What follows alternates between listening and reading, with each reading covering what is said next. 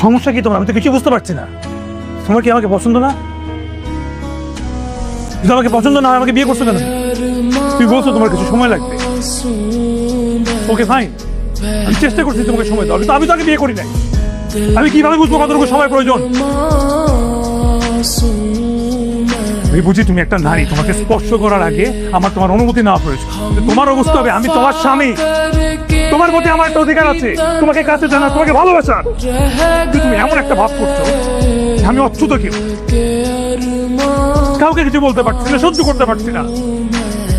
কি শেয়ার করবো? আমার ওয়াইফ ইন্টিমেসি ভয় পায়। जिसने पूछा हमसे बिछड़े यार का, जिसने